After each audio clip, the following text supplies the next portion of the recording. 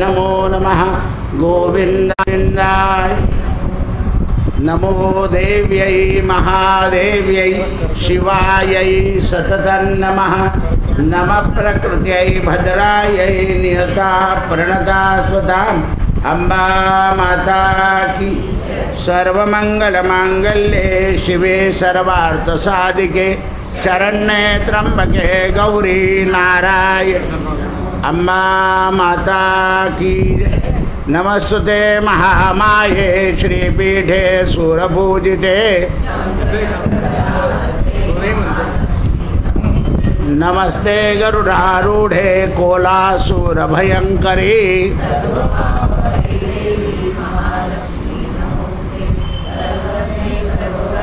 सर्वदुष्टभयंकरी सिद्धिबुद्धिप्रदे देवी मंत्रमूर्ते सदा देवी महालक्ष्मीर्नमोस्तुते योगजे योग संभूते महालक्ष्मीर्नमोस्तुते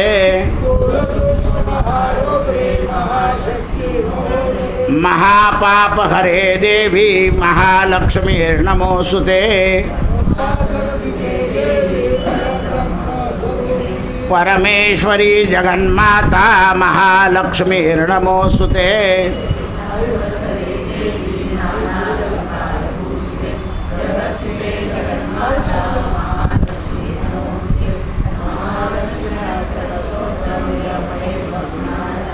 सर्वसिद्धिं प्राप्नोति राज्यं प्राप्नोति सर्वदा एककाल पठे नित्यं महापाप विनाशनम् त्रिकालय पठे नित्यं महालक्ष्मीर्भवे नित्यं प्रसन्न वरदा शुभा प्रसन्न वरदा शुभा प्रसन्न वर रक्ष रक्ष जगन्माता देवी मंगल चंडिके हरिके विपदा हर्ष मंगल कारिके हर्ष मंगल दक्षे च हर्ष मंगल दायिके शुभ मंगल दक्षे च शुभे मंगल चंडिके मंगल मंगल दक्षे च सर्व मंगल मांगल्ये सदा मांगल्ये देवी सर्वेषां मांगल्याले पूज्य मंगलवारे च मंगलाभीष्टदेवते पूज्य मंगल भूपस्य मनुवंशस्य संतति मंगलाधिष्ठता देवी मंगलानांच मंगले संसार मंगलधारे पारे च सर्वकर्मणा प्रतिमंगलवारे पूज्य मंगल सुखप्रदे मंगल सुखप्रदे मंगल सुखप्रदे आयुरक्षेतु वाराही धर्म रक्षेतु वैष्णवी यशकीर्तिं च लक्ष्मीं च धनं विद्यां च जय हनुमान ज्ञान गुण सागर रामदूत अतुलित बलधामा अंजनी पुत्र पवन सुत नामा कुमति निवार सुमति के संगी कंचन भरण विराज सुवेशा हाथ वज्र और ध्वजा विराजे कांधे मूज जनऊ साजे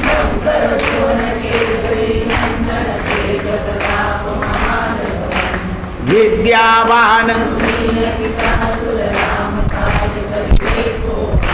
प्रभु चरित्र सुनवे को रसिया राम लखन सीता मन बसिया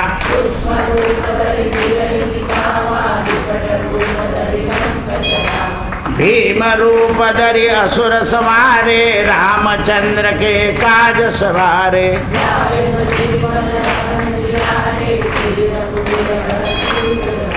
रघुपति की ने बहुत बड़ाई सहस बदन तुमरो जस गावे सनकादिक ब्रह्मादिक मुनिसा नारद सारद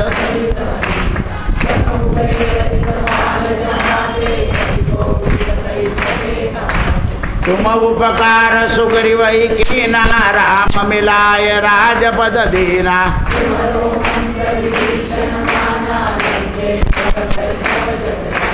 जुग सहस्र योजन पर भानु प्रभु मुद्रिका मेल मुखमाई दुर्गम काज जगत के जेते राम दुआरे तुम रखवारे होत न आज्ञा बिनु पैसारे तुम रक्षक काहू को डरना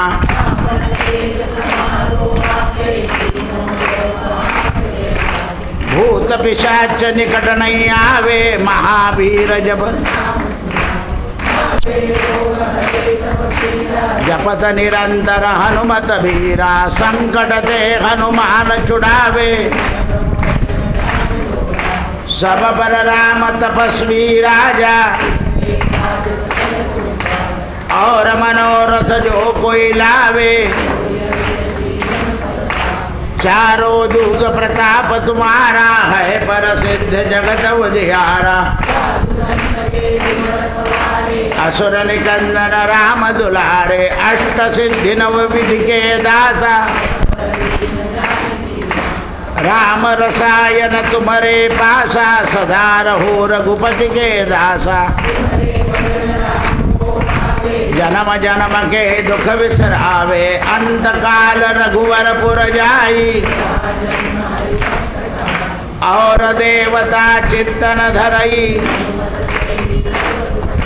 संकट कटे मिटे सब पीरा जो सुमरे हनुमत बल भी जय जय जय हनुमान गुसाई जो सत बार पाठ कर कोई छूटई बंदी महासुख होई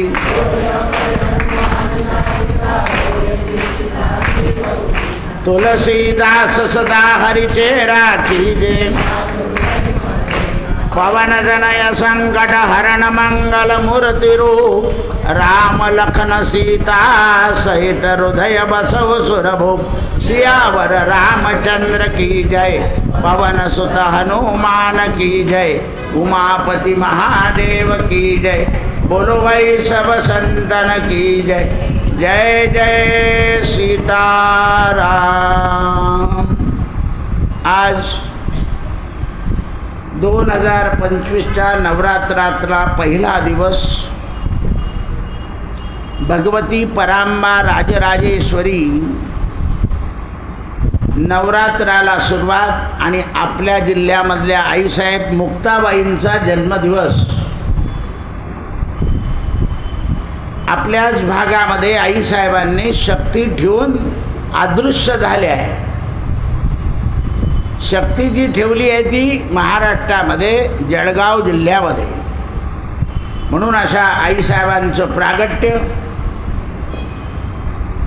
आणि आज नवरात्रातला पहिला दिवस म्हणून आईसाहेबांचं भजन करून आपल्या नवरात्राला प्रारंभ करू। निवृत्ती ज्ञानदेव सोपान मुक्ताबाई एकनाथ नामदेव तुकाराम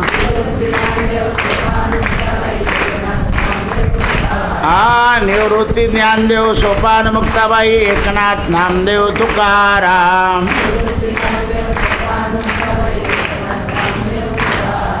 एकनाथ नामदेव तुकाराम एकनाथ नामदेव तुकाराम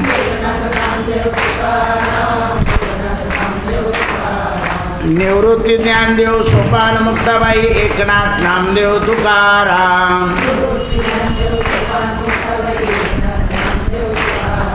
निवृत्ती ज्ञानदेव सोपान मुक्ताबाई एकनाथ नामदेव तुकाराम कुंडली वरदा हरि विठ्ठल श्री ज्ञानदेव तुकाराम गोपाल कृष्ण भगवान की जय। द्वापार युगामध्ये सुद्धा आईसाहेब महाराष्ट्रातच प्रगट झाल्या भगवान श्रीकृष्णाशी योग्य मानवी लीलाचं मार्गदर्शन करण्याकरिता। म्हणजे कलियुगामध्ये महाराष्ट्रात प्रगट झाल्या, पण द्वापार युगामध्ये सुद्धा आईसाहेब भगवान कृष्णाबरोबर लीला करताना महाराष्ट्रातच प्रगट झाले आहे। मग आईसाहेबांचे दोन रूप आहे, एक शक्ती स्वरूपिणी देवी आणि दुसरी प्रणवरूप देवी. प्रणव म्हणजे आपण जो ओंकार ओढतो, ओम जो ओढतो आपण, त्या सुद्धा आईसाहेब आहे. कारण त्या प्रणवाने आत्मशक्ती जागृत होते. म्हणून आईसाहेबांचे 2 रूप आहे, एक शुद्ध रूप आणि एक मायावी रूप. ज्या वेळेला नारदांनी तपश्चर्या केली आणि आईसाहेब हिमालयामध्ये प्रगट झाल्या, त्यावेळेस नारदांनी आईसाहेबांना प्रश्न केला की आपलं खरं रूप कोणतं आणि मायावी रूप खोटं रूप नाही शब्द बरं. त्याला सर्वसाधारण माणूस खोटं रूप शब्द वापरतो. आई कधीही खोटी नसते, तिला खोटं बनावं लागतं. खाऊ आहे, मुलाने मागितला, नाही रे संपला, कारण याने खाल्ला की त्रास होईल म्हणून ती देत नाही. त्याप्रमाणे ही शक्तीसुद्धा आपल्याला आपल्या कर्मयोगापेक्षा जास्ती देत नाही. कारण आपल्या कर्मयोगापेक्षा जर आपल्याला जास्त प्राप्त झालं तर त्याच्याने कर्तृत्वाचा अहंकार निर्माण होतो. आणि कर्तृत्वाचा अहंकार निर्माण झाला, मग आता अहंकार कुठून कुठून निर्माण होतो? कर्तृत्वाचा, ज्ञानाभिमान, कर्माभिमान. वयोवृद्ध झाले की तरी अभिमान येतो. आमचे का फुकटपांड झाले का असं गल्लीत सांगतो. तर असं जो अभिमान आहे हा वाढू नये याकरता काही काही वेळा आपल्या कर्तृत्वाला किंवा कर्माला आईसाहेब अडथळा करतात की रे हा आता दुसऱ्या मार्गाला जातो आहे. म्हणून शक्तीचे 2 रूप आहे. एक शक्तिरूपेण या देवी सर्वभूतेषु शक्तिरूपेण संस्थिता. आणि जे योगी ज्ञानी ज्यांना माया जिंकायची आहे त्यांना प्रणवरूपेण संस्थिता. ती प्रणवरूपाने काम करते. कारण प्राणायामाने शक्ती बलवान होते. आपण जेवढे संसारामध्ये प्राण वापरतो, रोजचा जो आपला कोठा आहे त्याच्यापेक्षा लोभाच्या वेळेला, कामाच्या वेळेला, क्रोधाच्या वेळेला आपले श्वास जास्त वापरले जातात. आणि त्याकरता त्या प्रणवशक्तीच्या योगानं गेलेले जे प्राण आहेत ते त्या प्राणाच्या योगानं सांभाळले जातात. म्हणून आईसाहेब शक्ती देतात. म्हणून एक शक्ती जी आईची आहे ती भगवंताशी मिळवून देते आणि दुसरी जी मायावी शक्ती आहे ती संसारात रमवून देते. सर्वसाधारण नियम असा आहे, रमला की गमला. मनुष्य रमला बाबा केव्हा प्रतिष्ठेमध्ये किंवा द्रव्येमध्ये रमून जातो मनुष्य आणि त्यामुळे तो गमून जातो. म्हणजे मूळ तत्व द्यायचं आहे त्याला की मनुष्य जन्म प्राप्त झाल्यानंतर मनुष्य जन्मामध्ये हरीची प्राप्ती प्रधान आहे. ही प्राप्ती प्रधान आहे हे समजून सुद्धा रमून जातो. केव्हा केव्हा प्रतिष्ठा, केव्हा केव्हा कीर्ती. पहा तुम्ही असे काही लोक आहे परमार्थात, बरं जगातल्या संसारात आहे असे नाही, परमार्थात की आपलं ग्रीनिज बुकातमध्ये नाव निघालं पाहिजे म्हणजे तो त्याच्याकरता प्रयत्नाला लागतो. भगवंताला आत्मसात करायला प्रयत्नाला लागत नाही. भविष्यामध्ये काय होणार आहे याची चिंता वाहतो. कारण भविष्याची चिंता करायला नाही सांगितलं ईश्वराने. कालगतीच्या मानानं भविष्याची चिंता आणि भविष्य ताब्यात आणण्याकरता रावणानं या आपल्या शक्तीच्या रूपानं अशी काही क्रिया केली की ही जगाची सगळी क्रिया आपल्या ताब्यात आली पाहिजे. तर त्यावेळेला रावण बेशुद्ध पडला आहे. आज जसं मंदोदरीवर वादळ उठलं आहे की मंदोदरी कोणी बनावं, तसं त्यावेळेलाही होतं. तर मंदोदरीला सगळ्या देवतांनी म्हणजे मंदोदरी देवीची उपासक ही मुळातली राहणारी राजस्थानची, पण याने अपहरण केल्यामुळे तरी त्याशी समरस राहिली. आणि रावण जेव्हा बेशुद्ध पडला प्रकृतीवर विजय मिळवण्याला गेल्यावर, तेव्हा मंदोदरीला सगळ्या ऋषींनी सांगितलं तुला या लंकेमधल्या देव्या मदत करणार नाही. म्हणे का? या तुमच्या अहंकारामुळे तुमच्या नाशाचा विचार करताय की तुमचा लवकर नाश झाला. म्हणे मग तुला जर तुझ्या पतीचं ऐश्वर म्हणण्यापेक्षा आयुष्य पाहिजे असेल तर, स्त्रियांना ऐश्वर पाहिजेच असं नसतं, पण पतीचं आयुष्य पाहिजे असतं आणि आयुष्य हे निरोगी पाहिजे असतं. माणसाला सुद्धा पत्नीला आयुष्य पाहिजे पण निरोगी पाहिजे. मग निरोगी करता प्रणव शक्ती आहे की ज्याच्याने प्राण वाया जाणार नाही. म्हणून दोन्ही संयमी पाहिजे प्रणव शक्तीमध्ये. मंदोदरीला राजस्थानमध्ये यावं लागलं आणि राजस्थानची जी देवी आहे तिची आराधना मंदोदरीने केली.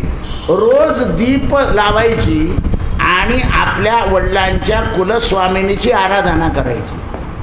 आणि जेव्हा देवी प्रसन्न झाली तेव्हा मंदोदरीला विचारलं की तुला काय पाहिजे? म्हणे माझ्या पतीचे आयुष्य आणि दुर्गती व्हायला नको. मग रावण शुद्धीवर आला आणि तेव्हापासून रावणाची बुद्धी जी आहे ती अहंकारात कमी राहिली. म्हणून प्रणव शक्ती काय करते तर प्रणव शक्तीच्या योगानं आपल्या शरीरामध्ये निर्माण होणारा जो रजोगुणात्मक अहंकार आहे तो कमी होऊन जातो. म्हणून आपले तुकाराम महाराज सांगतात, अहंकाराचा वारा न लागो राजसा माझिया विष्णुदासा. आता मला एक प्रश्न विचारला ना, तर असा एक 25-20 वर्षापूर्वी एका संताने दुसऱ्या संताला प्रश्न विचारला होता पंढरपुरामध्ये की भगवान श्रीकृष्णाने हनुमंतराय हे अवतारी शंकर होते ना, हे कृष्णाला माहीत नव्हतं का? कारण एकदम श्राप देऊन टाकला कोणाला? हनुमंताला, की तू मी भगवद्गीता सांगत असताना वरती बसला, खाली आला नाही तर तू पिशाच हो. मग एवढा श्राप का दिला? जर हे शंकर होते, लोकांचे प्रश्न बरोबर असतात पण त्याला संघटन द्यावं लागतं, तर तू पिशाच हो. तर मग कृष्णाला माहीत नव्हतं का हे शंकर आहे? आणि मग शंकराला एवढं ज्ञान नाही का की आपण खाली बसावं? दोन्हीकडून प्रश्न विचारता लोक. त्यावेळा तिथे एक संत होते, ते म्हणाले हे तुम्ही जे प्रश्न केले तर्क, ज्या अवतारामध्ये जे कार्य करायचं आहे आणि ज्या युद्धाच्या समयी प्रसंग अवधान राखायचं आहे, भगवान श्रीकृष्णाने मोठ्या कलाकुसरीने हनुमंताला अर्जुनाच्या रथावर बसवलेलं होतं. हनुमंताने तर एका क्षणामध्ये अर्जुनाचा बाण तोडून टाकला होता आणि अर्जुन अग्नित्याग करणार होता. तिथे कृष्ण चातुर्य सांभाळलं आणि पुन्हा बाणांचा पूल करायला लावला आणि त्याच्या खाली आपलं सुदर्शन चक्र नेलं. आणि सुदर्शन चक्र नेल्यानंतर मारुतीला सांगितलं कूद. किती कुदत होतं? मारुती कुदून कुदून थकून गेले. सांगितलं याच्या ध्वजावर उभा राहा. इथे कारस्थान केलं आहे भगवंताने. मग ज्या भगवंताने कारस्थान केलं त्यांना आत्मशक्तीचं ज्ञान नव्हतं का? तर त्या प्रसंगाला तिथे हनुमंताकडून म्हणजे भगवान शंकराकडून एक गीता उत्पन्न करायची होती आणि त्या गीतेला नाव पडलं पिशाच गीता. लक्ष द्या.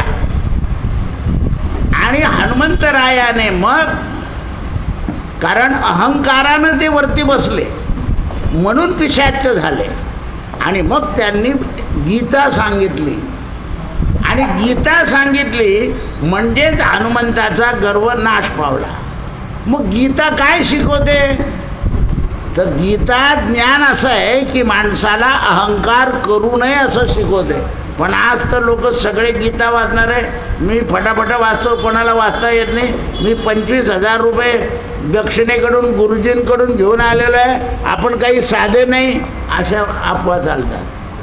भगवद्गीता वाचल्यावर आपल्यामध्ये अहंकारी शक्ती नष्ट व्हावी अशी बुद्धी आली पाहिजे. लक्षात द्या. काय येत नाही तर तुमच्याजवळ शुद्ध शक्ती नाही. कोण? प्रणव. तुम्ही मायावी शक्तीलाच बसताय. काय करताय? मायावी शक्तीला बसताय आणि मायावी शक्तीला भजून तुम्ही फक्त जगामधली प्रतिष्ठा, कीर्ती, धन, आप्त याच्यामध्ये रमताय. तुम्ही ईश्वरामध्ये रमत नाही आहे. म्हणून प्रणवरूपी शक्ती आणि दुसरी ती आहे शक्तिरूपिणी. जगामध्ये जे चालतं हे सगळं शक्तीने चालतं. पृथ्वीमध्ये शक्ती आहे म्हणून त्याच्यामध्ये आपण पेरलेलं बी उगवतं आणि उगवलेलं बी आज आपल्याला धान्य रूपानं प्राप्त होतं. कारण त्याच्यात शक्ती आहे. तिला काय म्हणता? धरणी पृथ्वी. धरणी आहे ती धारण करते बीजाला. मग स्त्री सुद्धा कोण आहे? शक्ती. आणि शक्ती आहे म्हणून ती सुद्धा धारण करते. म्हणून स्त्री शक्ती. आज जे सगळे नारे चालले आहे, सगळ्या स्त्रियांना द्रव्य व्यवसाय हा दिला जातोय. नोकरीपेक्षाही तुम्ही घरी राहून व्यवसाय करून समाजाला वस्तू पुरवा, की जेणेकरून स्वतःच्या वस्तू स्वतःच्या देशातल्या स्वतःच्या लोकांना व्यापार मिळेल आणि स्वतःचा देश निर्भय होईल. शक्तीला जागृत करण्याचं काम चाललं आहे. कोण करत आहे? वर्तमान काळातले लोक करत आहे. पण यांना कोण बुद्धी देत आहे? या देवी सर्वभूतेषु इच्छारूपेण संस्थिता नमस्तस्यै नमस्तस्यै नमस्तस्यै नमो नमः. ही जी इच्छारूपी भगवती आहे, आपल्या गावामध्ये देवीचं नाव आहे इच्छा देवी. ही जगाच्या कल्याणाकरता अशा मोठ्या मोठ्या इच्छा करते म्हणून तिला कल्याणी असं म्हणतात. कलकत्त्याकडे ते देवीचं भजन होतं ना, जय मा काली कल्याण करी. रामकृष्ण परमहंसाने सांगितलं. कारण सगळे लोक अल्पबुद्धीचे असून आहार तमोगुणात्मक आहे, व्यसनाधीन आहे. म्हणून त्या ठिकाणी कलकत्त्याची काल भवानी तिथे जी प्रगट झालेली आहे ती काल भवानी प्रगट झालेली आहे. तुम्ही अजूनही गेले तर आपल्या समोर दन रक्त वाहत, काहीच पाहत नाही. बाई माणसं तेव्हाच गायब होऊन जातं त्या गल्लीमध्ये. मोठं सांभाळून जावं लागतं. कारण मलिनता आहे, मानवाच्या बुद्धीमध्ये मलिनता आहे, राक्षसी वृत्ती आहे. म्हणून रामकृष्ण परमहंसानी जय महाकाली कल्याण करी. त्या मूळ मंदिरापेक्षा जर रामकृष्ण परमहंसाच्या मंदिरात तुम्ही गेले, तिथे कालीची मूर्ती आहे, तिथे इतकं शांत वाटेल तितकं मूळ पीठात वाटत नाही. कारण तिथे आसुरी संबंध आहे आणि इथे दैवी संबंध आहे. दोन संबंध आहे. तुम्ही कलकत्त्याला गेले तर बघा, ज्या ठिकाणी नदीच्या काठावर रामकृष्ण परमहंसांचा मठ आहे तिथे आईसाहेबचं मंदिर आहे. आणि ते दर्शन करून गेल्यावर तुम्ही तिकडे दर्शनाला जा. जेवढं या मंदिरामध्ये तुम्हाला शांती लागेल तेवढ्या मूळ पीठाला, कारण तिथे तामसी प्रकार आहे. मग तमोगुणाने काय होतं तर मनुष्य हा बाहेरच्या मायेमध्ये रमतो. म्हणून गाडगे महाराजांनी महाराष्ट्रात का सांगितलं, असा कसा रे तुमचा देव घेतो दुसऱ्याचा जीव. असा कसा देव रे म्हणे तुमचा, की तो दुसऱ्याचा जीव घेतो. देव कोणाचा जीव घेत नाही. देव सगळ्यांचं जीवाचं रक्षण करतो आणि जेव्हा देह सोडतो तेव्हा त्याला मुक्त करतो.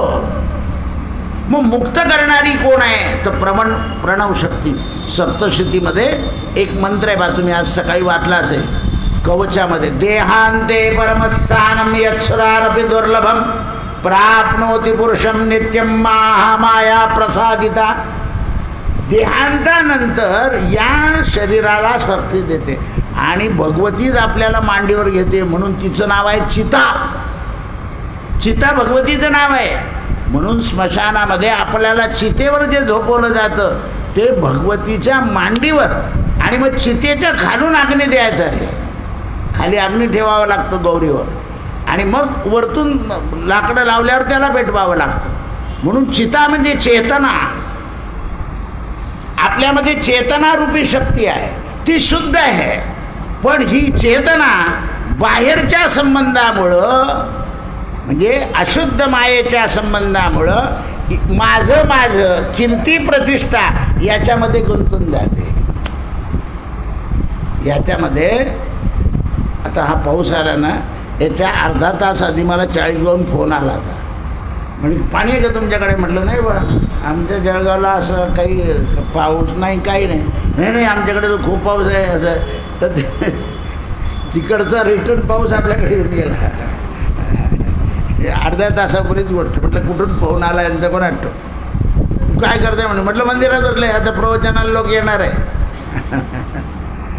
तेव्हा अशी शक्ती आहे. एक लक्षात ठेवा, जळगाव तालुक्यावर सारखं अरिष्ट येत नाही, कारण शक्ती आहे. आता सांगितलं मी, या देवी सर्वभूतेषु शक्तिरूपेण संस्थिता. जी अध्यात्माची शक्ती आहे, प्रणव शक्ती जी आहे, ती प्रणव शक्ती या संपूर्ण वारकरी संप्रदायामध्ये भरलेली आहे. हा पांडुरंगाचा वंश चालवणार आहे. कोणाला नाव ठेवायचं नाही, पण आत्मशक्तीनं जगाचं कार्य करायचं. म्हणून अशी ही भगवती. मग ही शक्ती रूपिणी काय करते? जगामध्ये लोकांचं मनोरंजन करते. आणि प्रणव शक्ती जी मूळ भगवंताची शक्ती आहे, ती काय करते? परमात्म्यामध्ये मिळवते. कुठे रमवते? तर परमार्थात. आणि मायावी शक्ती जी आहे ती संसारात. आणि मनुष्य संसारात रमतो आणि जन्म मरणाच्या चक्रात पडतो. म्हणून पहा, मोठमोठे साधू संत सुद्धा भगवतीची उपासना करतात. याला एक प्रमाण देतो आणखी. विवेकानंद आपल्या प्रपंचाच्या म्हणजे आई वडील आणि भावंड यांच्या त्रासामुळे म्हणजे गरिबीमुळे थोडे त्रस्त होते. त्यांना असं वाटायचं की रामकृष्ण परमहंस एवढ्या कालीशी बोलतात, मग यांना माझं दुःख सांगायला काय झालं. तर त्यांनी एक दिवशी गुरूंना असं विचारलं, म्हणजे महाराज, माझ्या या संसाराच्या दुःखाचं कालीला सांगा. म्हणजे मी तुला आशीर्वाद दिला, तू कालीकडे जा आणि कालीशी तू बोल. म्हणजे माझ्याशी कशी बोलेल? म्हणजे जरूर बोलेल तुझ्याशी. तर हे सगळे विचार करून द्यायचे मंदिरामध्ये की आता सांगतोच कालीला की मी एवढी तुझी भक्ती करतो आणि माझ्या घरी अशीदा जाती. तर दर्शन केल्याबरोबर ते विचार चालले जायचे. एक दिवस झाला, 2 दिवस झाला, तिसऱ्या दिवशी रामकृष्णन परम काय म्हणे, कालीशी बोलला नाही म्हणे, तिथे गेलो की हे विसरून जातो. मग हे जगातलं विसरायचं आहे. तुझे भाऊ त्यांच्या नशिबानं जन्माला आले आहे, तुझी आई तिच्या नशिबानं जन्माला आली आहे. ज्याच्या त्याच्या नशिबानं संसारामध्ये सुख आणि दुःख ठरलेलं असतं. तुला संसारात पडायचं नाही आहे. तू चैतन्य शक्तीचा आहे, ते चेतना शक्तीचे आहे. तुझ्यामध्ये चैतन्य आहे. तुला नुसतं घरातलं चैतन्य जागृत करायचं नाही आहे. तुला या विश्वामध्ये सनातन धर्माचं चैतन्य जागृत करून सगळ्यांसमोर या कालीला उभं करायचं आहे. असा जेव्हा उपदेश केला तेव्हा डोक्यातला सगळा संसार निघून गेला. आणि खरंच आहे, आपण जरी पोटभर ताट जेवाचं ताट स्वयंपाक केला, आपले मुलं आपले पती बाहेरून जर काही खाऊन आले तर त्यांना आपल्या केल्याच्या कर्माचं काही वाटत नाही. माणसाला खरी भूक असेल तर तो म्हणतो बास आज आनंद झाला. पण ते जर सगळे दुसरं काही भरून टाकून आले असतील तर कसं झालं? छान झालं. पण जर पोटात काही नसेल आणि भूक लागली असेल आणि आपण केलेला स्वयंपाक त्यांना आवडला की ते म्हणतो आज कसं तृप्त झालं, आज समाधान वाटलं, आज शांती वाटली. एवढं नाही, जेवल्यासारखं वाटलं. तर मग आपल्याला जेवणाचं समाधान मिळण्याकरता या पोटाला काही काळ जरा संयमामध्ये ठेवावं लागतं. आणि म्हणून स्त्री शक्ती 12 वाजेपर्यंत काही खात नाही. त्याचं कारण आहे मेहनत होते आणि नंतर शरीर. पूर्वी स्त्रियांना आजार व्हायचेच नाही, फक्त एकच शारीरिक आजार असायचा. पॅरालिसिस कधी व्हायचं नाही. आता सगळे आजार व्हायला लागले, नाही तर व्हायचे नाही. कारण त्यांची सेवावृत्ती होती. सगळ्यांचं ध्येय होतं, मुलं घडवायचे, समाज घडवायचा आहे, पती घडवायचा आहे, संसार घडवायचा आहे, माझ्या घराचं नाव निघालं पाहिजे, ध्येय होतं. आता तुम्हाला मूळ ध्येयापासून दूर केलं जातं. किती दिवस यांचं करायचं, आपलं आपलं काही मजा मारली पाहिजे ना, असं झालं. तुमचं मूळ ध्येय जे आहे त्याच्यापासून तुम्हाला वंचित केलं जातं. सखी शब्द लावला जातो तुमच्यापुढे, सखी असं आहे ते. एवढंच नाही तर जेवायचं असेल तर लहान मुलं बरोबर आणायचे नाही. पहा केवढा आईला तोडून टाकतं ते. नाही तर गोड पदार्थ आई मुलांना टाकून खात, कोणीच बोलत नाही आहे, हे सगळे खाणारे आहे. खात नव्हते पोरं घरी नाही, मी काय खाऊ असं आहे ते. आता सायलीची वाट पाहता, सायलीत जाऊन खाऊ. कारण मूळ शक्तीपासून लांब झाले तुम्ही. पदार्थ, देवऋषी नारदांची कथा येते भागवतामध्ये. त्यांना गुरुने प्रसाद दिला. अरे म्हणे बाळ खाऊन घे. म्हणे नाही, माझी आई माझ्याशिवाय खात नव्हती, म्हणून आता माझी आई आजारी आहे, मला आईबरोबर खावं लागेल. संतांनी ओळखलं की हा मातृपितृभक्त आहे आणि याच्यावर अनुग्रह करायला हरकत नाही, म्हणून पहिल्याच जन्माष्टमीला मंत्र देऊन टाकला, नमो भगवते वासुदेवाय प्रद्युम्नाय अनुरुद्धाय संकर्षणाय च नमः. ती हा गोड एवढ्या लहानपणामध्ये, नाही तर लहानपणी मनुष्य ताबडतोब खाऊन येतो. पण काही मुलं शाळेत चॉकलेट मिळालं, घरी आल्यावर आईला दाखवता, माई म्हणते खा, तेव्हा खातात ते. काही शाळेतच खाताना कागद खिचात ठेवतात, धुताना आई काढते, नाही खाते. घरी आल्यावर आईला विचारता, आई हे दिलं आहे, कोणाचा वाढदिवस होता, खाऊ का, खाऊन टाक, आणि कागद डस्टबिनमध्ये टाक, असं ती आई लगेच सांग. त्याचं कारण आहे ना, जी आज शक्ती आहे चेतना, ती चेतना संस्कारानं तयार झाली आणि चेतना चैतन्य झाली. चेतना चैतन्य झाली. माऊलीने काय केलं, जगात चैतन्य वाढवलंय.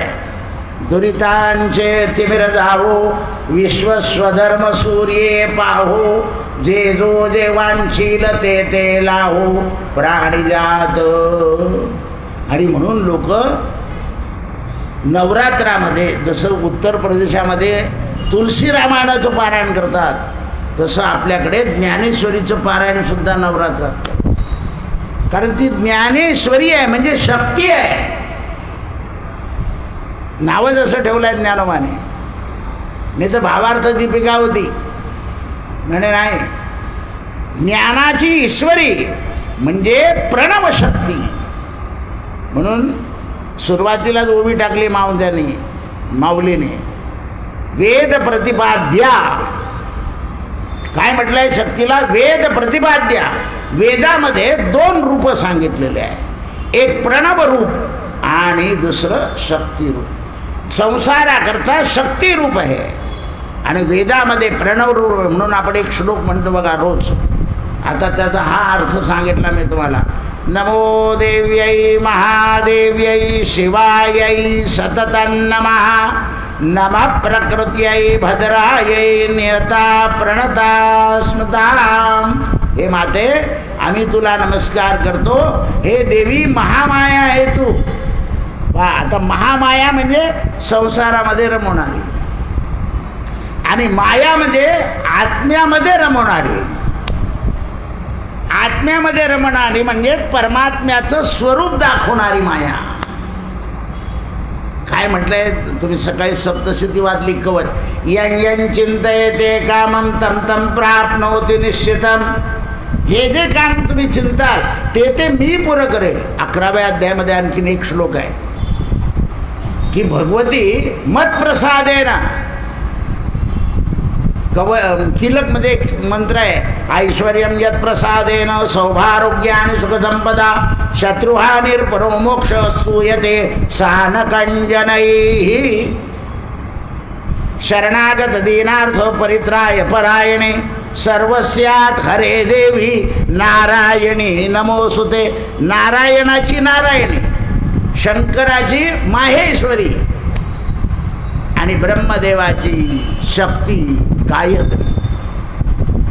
ह्या तिन्ही, गायत्रीचे 24 अक्षर आहे, देवाचे 24 अवतार आहे, शरीरामध्ये 24 तत्व आहे.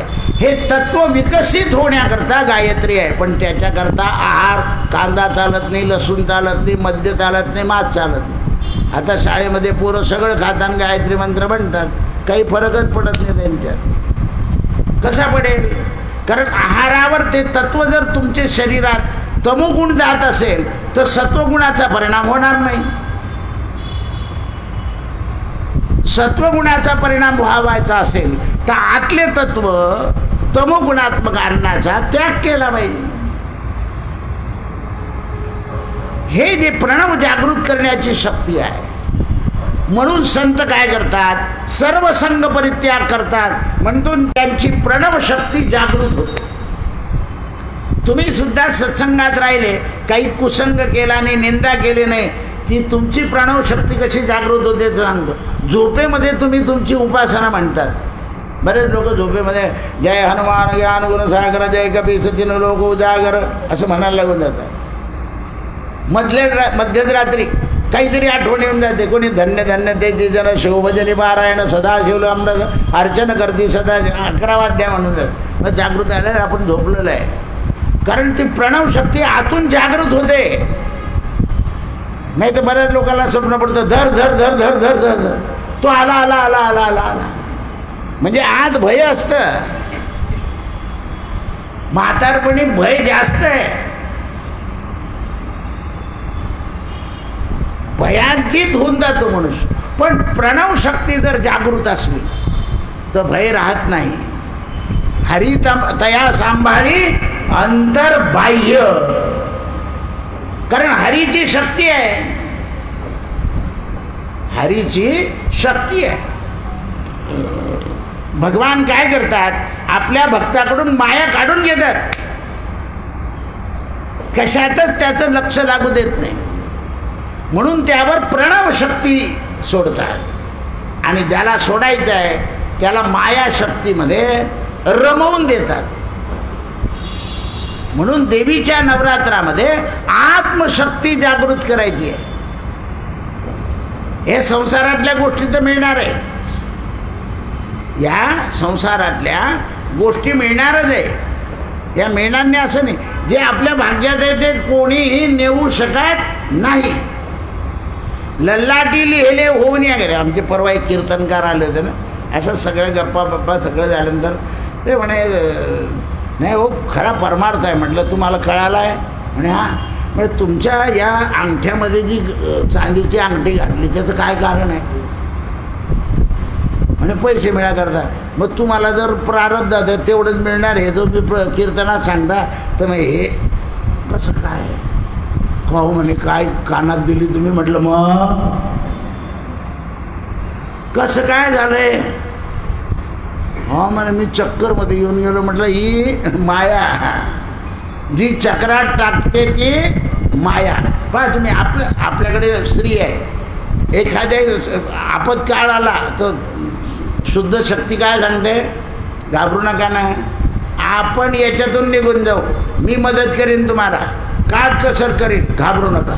दुसरी काय म्हणते, सगळं आईबापांना खाऊ घातलं आणि आता काय रडत बसता? हा दोन शक्ती आहे. आता तुम्ही कशात बसता ते पाहून घ्या. संकट आल्यावर स्त्री सांभाळेल.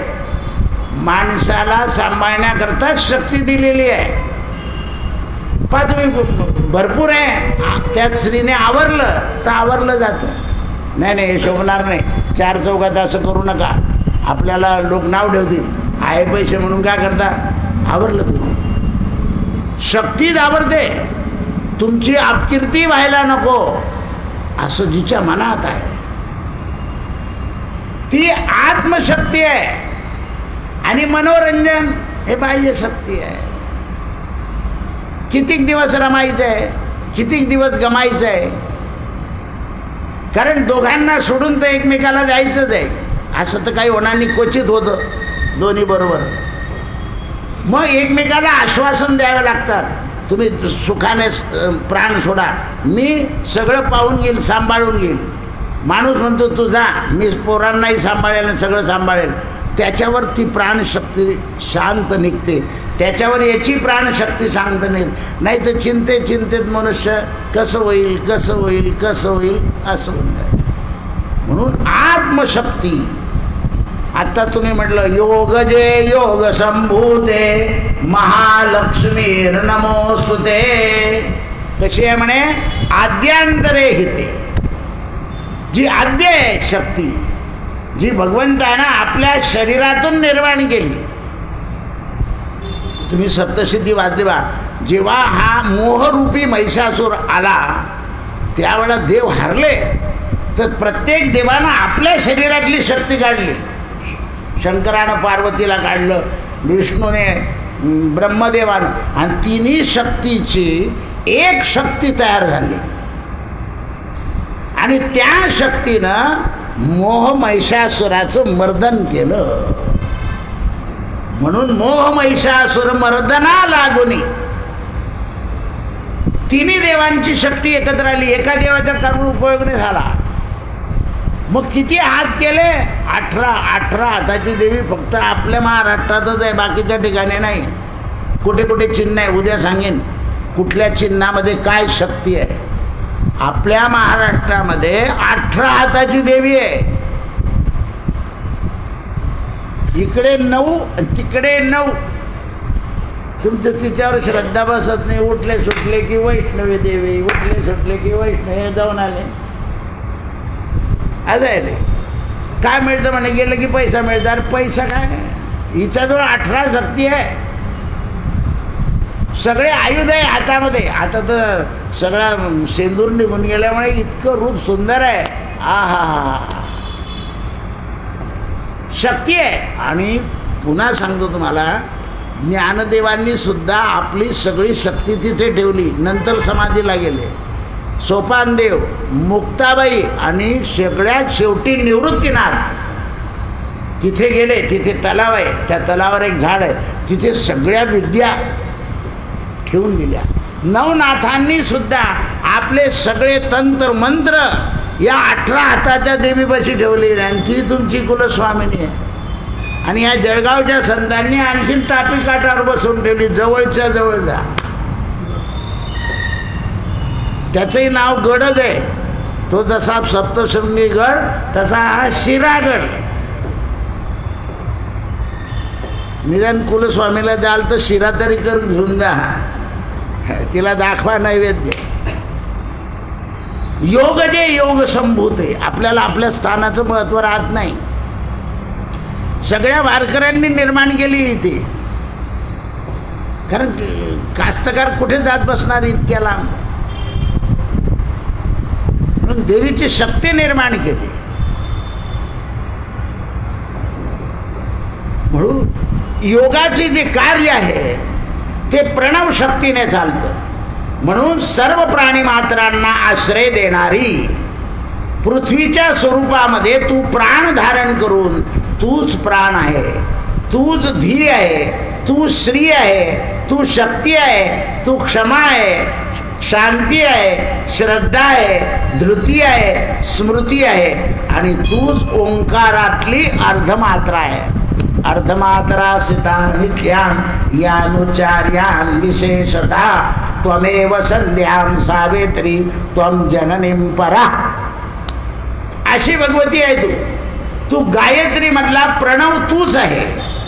जया विजया धात्री लज्जा कीर्ती स्मृता, दया नावाने तू जगामध्ये प्रसिद्ध आहे. हे सगळे रूप झाल्यावर दया सुद्धा भगवतीच आहे. आणि दया धर्म का मूल है. आज जगातली काय कमी झाली आहे? दया. प्राणी मात्रांच्या बद्दल सोडा, मानवांबद्दल दया राहिली नाही. जन्म देणारे आईबाप वृद्धाश्रमात आहे. दया असती घरात. बरं पैसे आहे, पैसे भरायला तयार वृद्धाश्रमात, पण घरात ठेवायला तयार नाही. आणि डॉग मात्र घरात राहतो. असं आहे ते. बातम्यांमध्ये चित्र पाहावे, कुत्र्याचे मोकू घेत आहे लोक, मांजरीचे मोकू घेत आहे. आता ते विज्ञानानं सुद्धा सांगितलं की त्यांच्या तोंडाजवळ तोंड नेऊ, मांजरीचा केस आत गेला तर काय होतं, पण त्या मांजरीचं मुकुट. आता हे प्राण्यांवर दया करा, फक्त त्यांना खाया प्यायला द्या. आणि ज्यांचे लाड करायचे किंवा ज्यांनी तुमचे केले आहे त्यांची सेवा करायची, अशी दया जागृत ठेवा घरात. पूर्वी नातू आणि नात आजा आणि आजीचा हात धरून देवळात जायचे, तेव्हापासून ते देवळात त्यांना संस्कार घडायचे. आता आजी आजोबा नसल्यामुळे, ते परवा मुंबईहून बाहेर ते पोरगं कितव्या मजल्याहून सटकत होतं, त्याने ती धरून ठेवली. म्हणून तो एक बिचारा फायटर त्याने पाहिलं, तो वरती पळाला आणि त्या मुलाला उचललं. दुसरं एक मुलगा खाली पडून गेलं. आजी असती तर असं झालं असतं का? नाही, आजी तुमची सासू असती माणसाची तरी असं झालं असतं का? कारण तुमच्याजवळ दया नाही आहे. दया असले तर बाल सांभाळले जातात. आज पैशाने जर मोलकरीण सांभाळेल, हे सांभाळतील, द्रव्यानं प्रजा नाही सांभाळली जात, दयेनंच सांभाळली जाते. ती मोलकरीण अशी नाही जाणार, काय झोपला रे बाबा शांत, आजी किंवा बहीण जाऊन हातून फिर, काय मस्त गोड झोपलाय, असं नौकर म्हणणार नाही. लक्षात ठेवा, त्याला आतली प्रणव शक्ती जागृत असेल तोच त्या बालकावर प्रेम दया देईल. म्हणून दया धर्म का मूल आहे. दया ही भगवतीच आहे. आता दया नावाची गोष्टच राहिली नाही. म्हणून तुलसीदास म्हणतात, दया धर्म नाही मन में, मुखडा क्या देखे दर्पण में. काय आरशात तोंड पाहता. कलियुगात तर आरसे जिथे जाल, पोर्समध्ये सुद्धा आरसा आहे. घरात आरसा, दारात आरसा, पलंगात आरसा, आरसेच आरशाची कमतरता नाही आहे.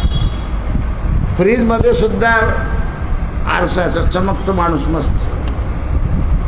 काय आणि जेव्हा जेव्हा थकलेलेच दिसतात.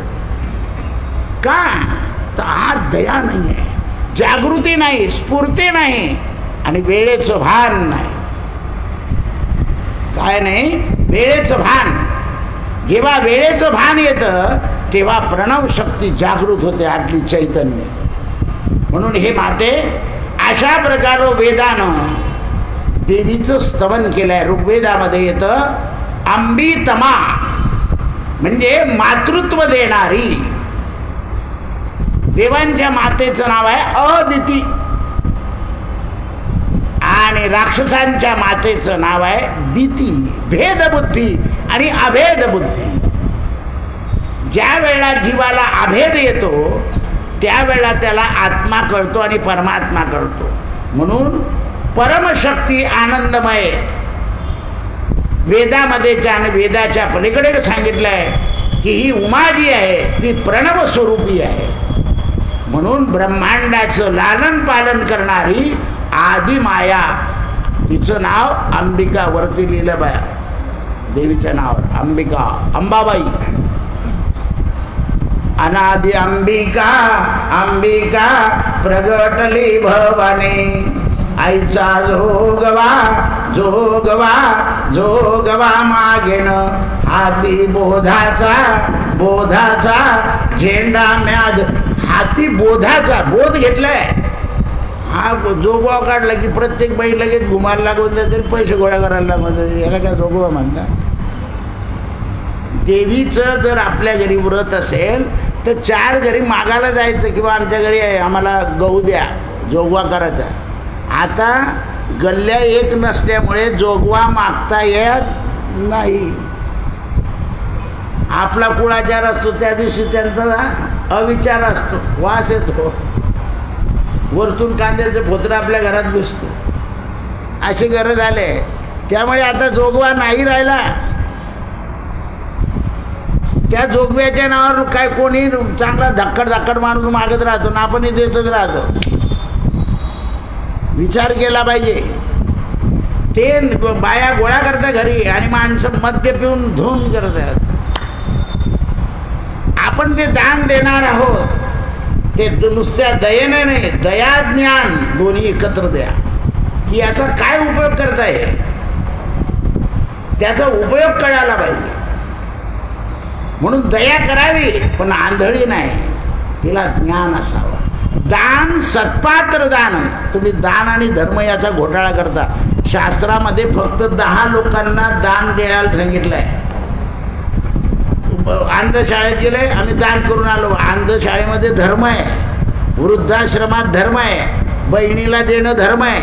दानाचे अधिकारी 6 लोक आहे. आई, वडील, मोठा भाऊ, तुमच्याकडे येणारा पुरोहित, संत आणि गाय आणि 2 शहाजूक आहे, जावाई आणि बाचा. दिलं तर बरं आहे, नाही तर संबंधाने गेले, आजपासून संबंध तुटला असं बोलणार आहे. ते शहाजूक दान अशी भाषा होऊन जाते. पाय नाही ठेवणार, तुमच्या कुळ्याचं नाव नसला मामा तर धकेल असं बोलायला लागून. ते दानाचे अधिकारी आहे. भाच्यामध्ये 50 ब्राह्मण आहे आणि जावयामध्ये 100 आणि भाचात जावई असेल तर 150. बरोबर.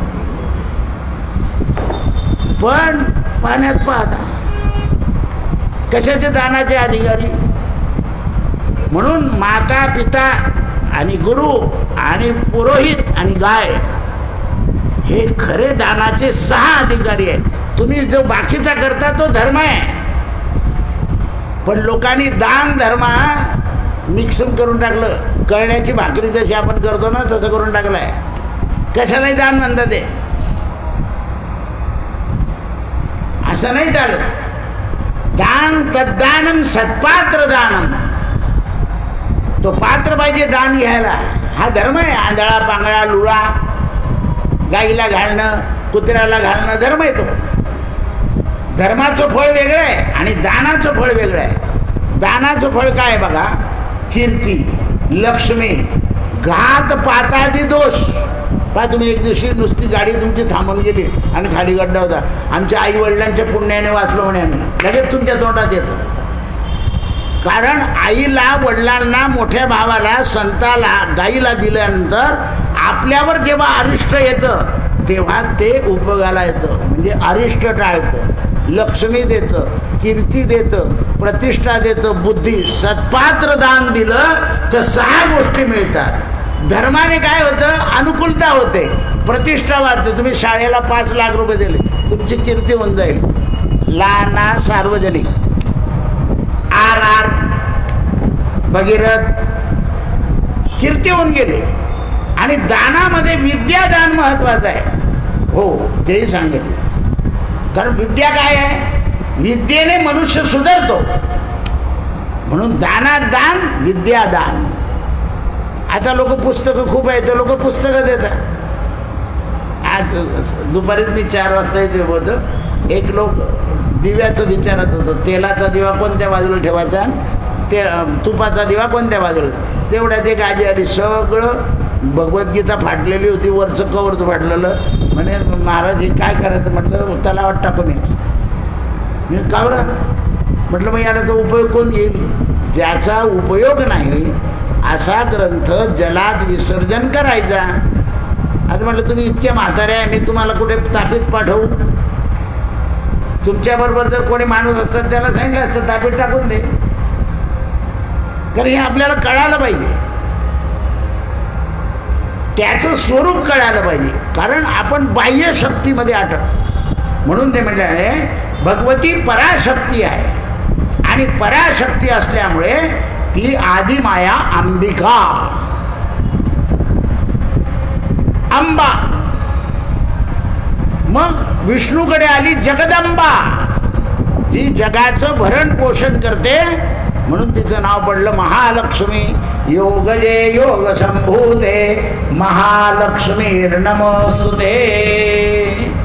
तीच शक्ती शंकराकडे गेले. पार्वती तप, ज्ञान, विद्यावान पुत्र आणि तपस्वी पुत्र,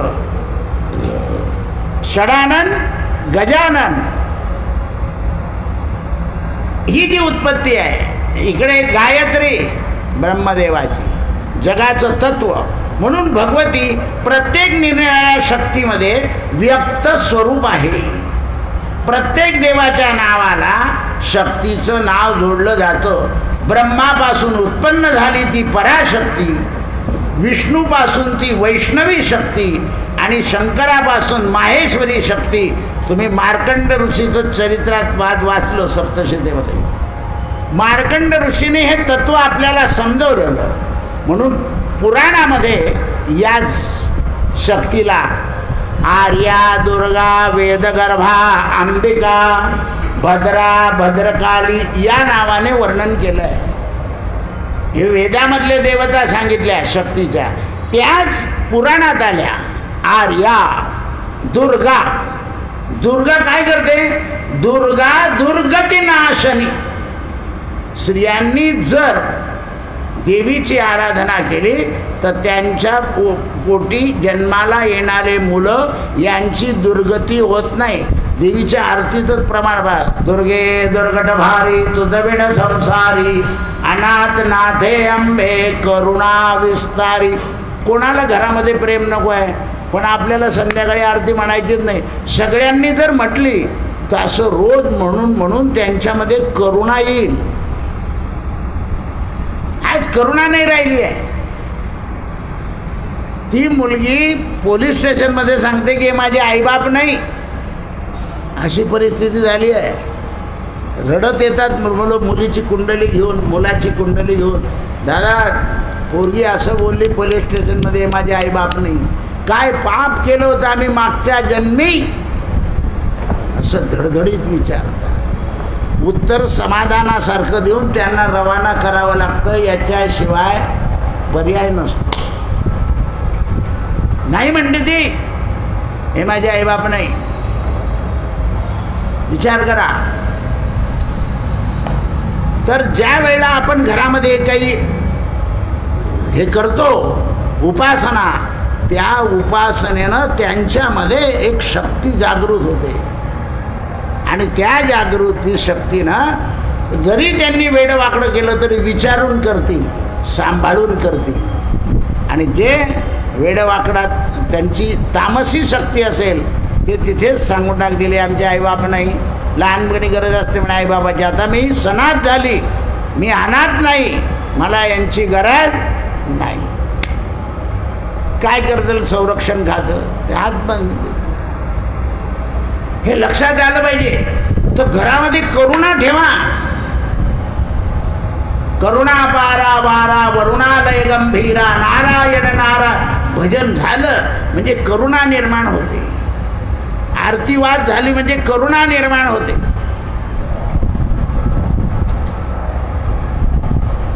4, 5, 15 थेंब पडले, लगेच हवामध्ये गारवा येऊन गेला. म्हणजे सुरुवातीला जे आपल्याला वाटत होतं किंवा कसा काय कशाला आला, पण आता हवा सुटल्यावर असं वाटायला लागलं की बरं झालं. तेवढं 1 तास आपल्या प्रवचनामध्ये शुद्ध चैतन्य जागृत झालं. म्हणून ते म्हणतात पुराणामध्ये देवी शब्दाचा अर्थ शक्ती आहे. देवी स्वयंभू आहे. या प्रतिमा आता आल्या. स्वयंभू म्हणजे बाण. खाली जो बाण आहे ना मध्ये, त्याच्यावर चेहरे करावे लागले आम्हाला. इथे 7चे 7 बाण आहे, 7 शक्ती आहे. म्हणून मी सगळ्यात शेवटी जगज्जननी मरीमाता की जय असं म्हणतो. 7च्या 7 शक्ती आहे. नवदुर्गा वेगळ्या आणि शक्त्या वेगळ्या. ह्या बाण स्वरूप आहे म्हणून मध्ये बाण ठेवलेलं आहे. त्याचं दर्शन पाहिजेच बाणाचं. त्याला स्वरूप द्यावं लागतं. म्हणून भद्रकाली संबोधिलेलं आहे. देवी शब्दाचा अर्थ देवी स्वयंभू आहे म्हणून संवज्ञा गर्भ आहे. म्हणून तिला आदिशक्ती म्हणतात. आदिशक्ती सर्वत्र वावरते. म्हणून मार्कंड पुराणामध्ये सप्तशतीमध्ये तिला प्रदर्शनच म्हटलंय. म्हणून सप्तशतीचं भक्तिभावानं नवरात्रात पठण होतं. कशी आहे म्हणे भगवती? ज्ञानीनाम चेतांसी परमा प्रकृती किला बलादात कृष्णमोहमायाय प्रयच्छन्ती महिपते. देवी भागवतामध्ये 5व्या स्कंदात 23व्या अध्यायात 52वा श्लोक आहे. म्हणून हा मायेचा प्रथम भाव आहे. प्रत्येकाला अज्ञान सागरामध्ये बुडवून टाकते माया. मनुष्य बुडतो. नामदेव महाराज म्हणतात बयेने केले गाढव. बया म्हणजे स्त्रीला नाही बोलत ते. काही लोक म्हणतात नामदेव महाराजांनी टिंगल केली असेल. बया म्हणजे महामाया. बयेने केले गाढव. म्हणून जीवात्म्याला बाहेर निघणं अशक्य करून टाकते ही माया. कारण ती अडकवते. पहा तुम्ही, आपण व्यसनाकरता कर्ज घेतलं तर कर्ज वाढत जायचं. नाही फिटलं की अटकतो मनुष्य. शेत चाललं जातं आपलं, अटकलं तो. म्हणून मोह काय करायचा? आवरायचा. मोह महिषासुर महिषासुर मर्दना लागुनी. हा मोह आवरला पाहिजे. असलं तर ठेवायचा मोह, नसलं तर उसनवार घेऊन मोह करायचा नाही. कारण तो त्रस्त करतो. आणि एवढंच नाही, काय पुढे गेले आमच्याकडून तर सगळं उसनवार घेत होते असं 4 चौघात बोलून टाकतं लोक. खालीच पाहावं लागतं. मदत केली आहे पण बोलून दाखवायची नाही आहे. तुमच्यात दया असती तर तुम्ही त्यांचं उघडं केलं नसतं. म्हणून ते म्हणतात मायेमध्ये अडकवण्याचा मायेचा शक्ती आहे. म्हणून महाराज सुरत जे सांगितलेलं आहे मार्कंडेय पुराणामध्ये, त्यांना ऋषींनी प्रश्नाची उत्तरं दिली आणि त्यांचं समाधान केलं आहे की जगामध्ये जे दृश्य आहे ते शाश्वत नाही. 50 वर्षापूर्वीचं जळगाव आज राहिलेलं नाही, ते वेगळं झालं आहे.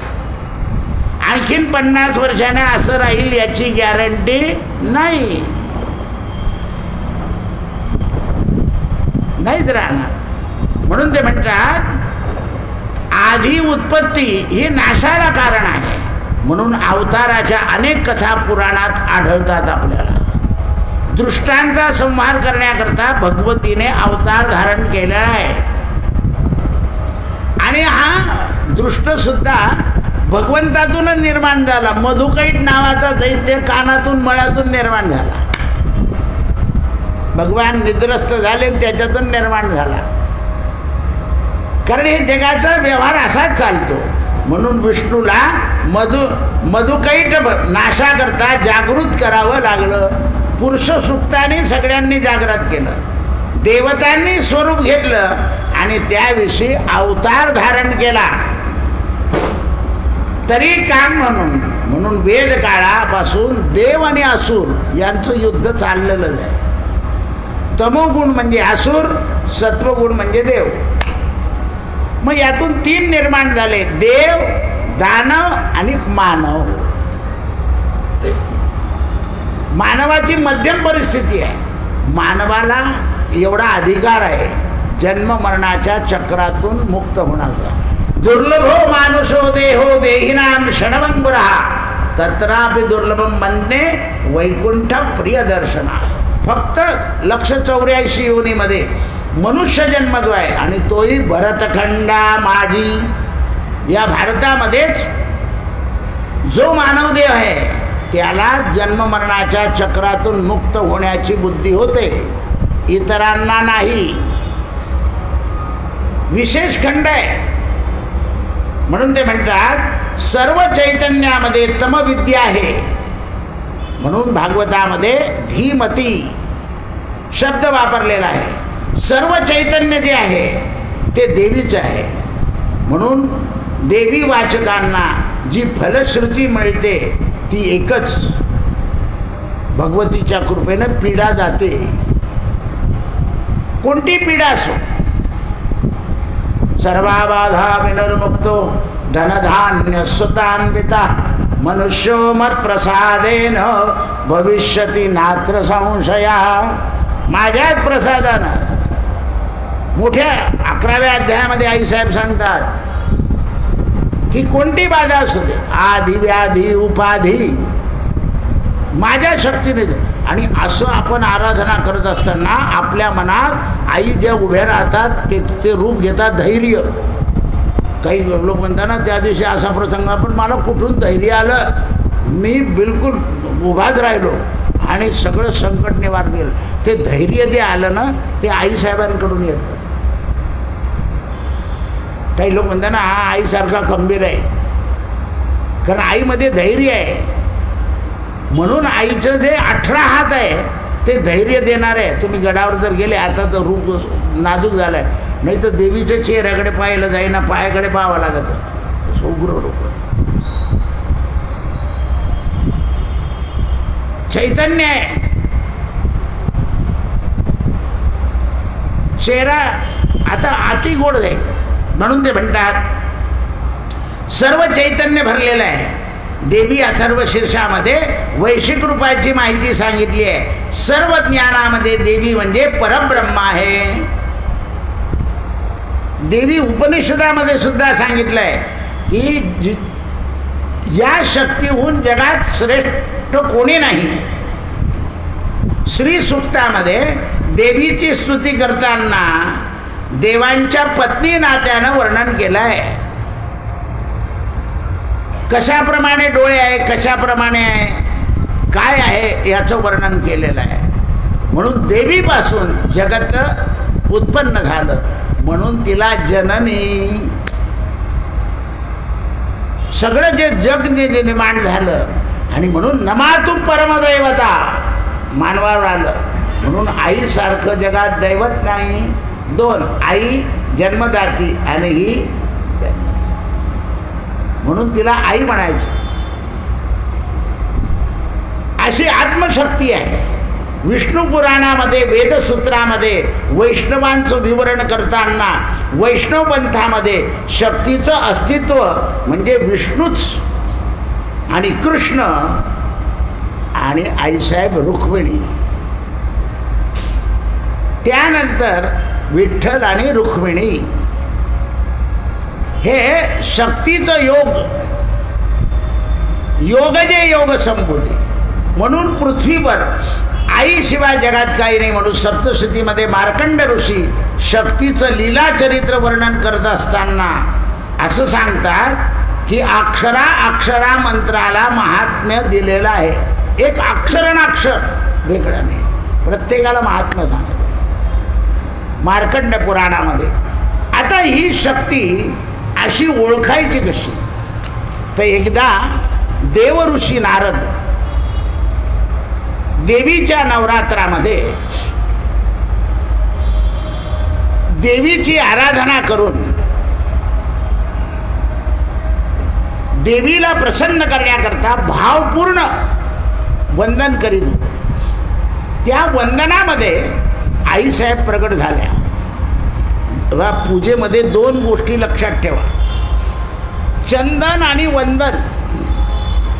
चंदन म्हणजे गोपीचंदन नाही, घासलेलं चंदन. त्या चंदनाचा गुण जो आहे मलयाचल संभूता, तो चंदनाचा गुण जो श्वेत आहे, शीत आहे, त्या गुणानं तो चंदन देवाला लावलं, देवाचं आपल्या लागलं की देवातला गुण आपल्या देतो. म्हणजे चंदनंच महत्पुण्यम पवित्रम पापशोषणम.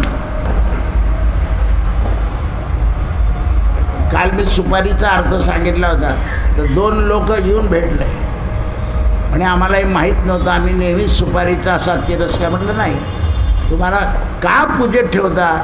तर म्हणे आम्हाला असं वाटत होतं बुवा आपल्याला सुपारी खाता म्हणून त्यांच्याकरता सुपारी लिहिता, असं बोलतं लोक. ते स्वतः आले आणि येताना 5 सुपाऱ्या घेऊन आले मंगळवेळी मला आज सकाळी. दादा काय सुपारी द्यायचा उद्देश काय? कारण अनेक प्रकारच्या सुपाऱ्या देतात लोक. लग्नाची सुपारी फोडतात, ते सुपाऱ्या 5 आणण्याचं होतं नाही. म्हणजे तुम्ही काल सुपारीचा अर्थ सांगितला. इतक्या दिवसात आम्ही टिंगल करत होतो सुपारीची, आणि अशी छोटी आणत होतो, कशी जी कंडून जाईल अशी. मंगरुळी सुपारी महाग येते, ती बसली पाहिजे ना पूजेला.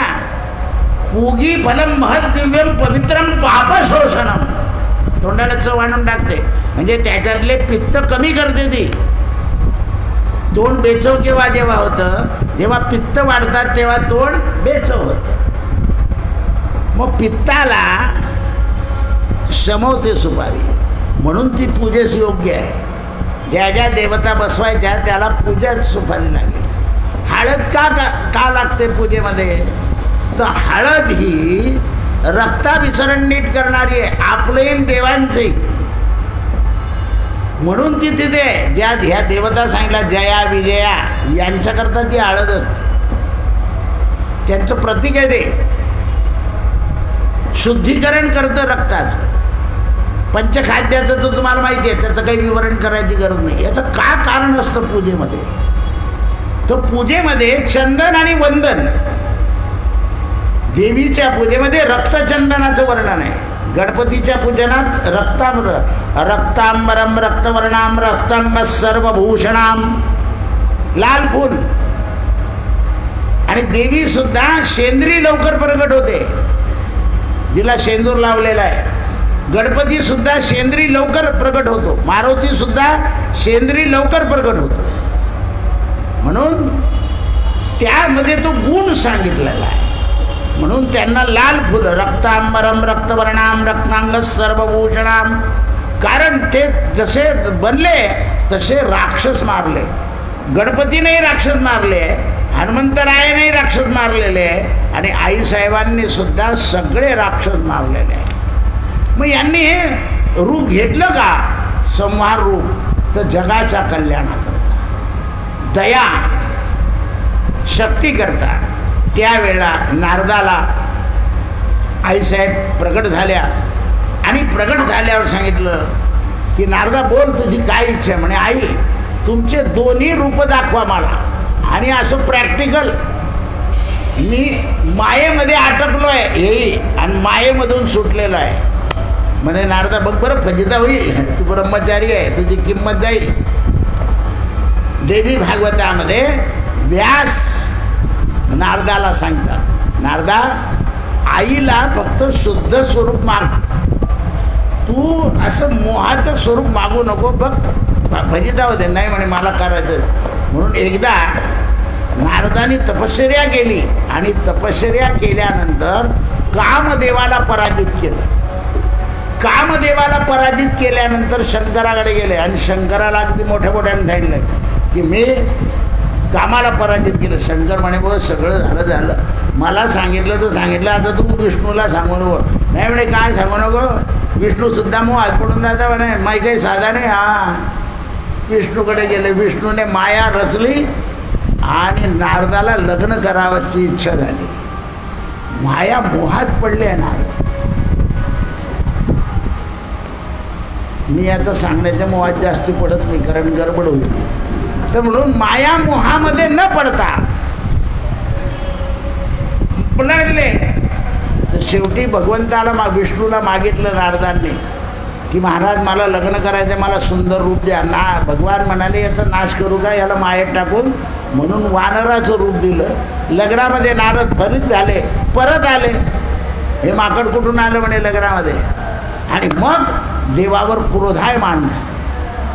त्यावेळेला भगवतीने सांगितलं नारदा हे माझं मायेचं स्वरूप, तू ब्रह्मचारी असून सुद्धा तुला माया मोहामध्ये पडायची बुद्धी झाली, हे माझं मायेचं स्वरूप आहे.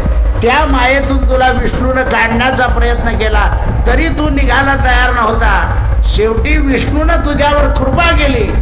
तुला हरीचं रूप पाहिजे होतं, तर हरी शब्दामध्ये वानराचाही अर्थ आहे, म्हणून तुला वानराचं रूप दिलं, आणि शेवटी तुला माया मोहातून मुक्त केलं. म्हणून आपण संसारात अटकतो. ही जी माया आहे ही असत आहे, आणि प्रणवामध्ये अटकून भगवंताला प्राप्त करतो, ती शुद्ध माया आहे. कृष्णार्पणमस्तु. हरे राम राम राम हरे हरे, हरे कृष्ण कृष्ण कृष्ण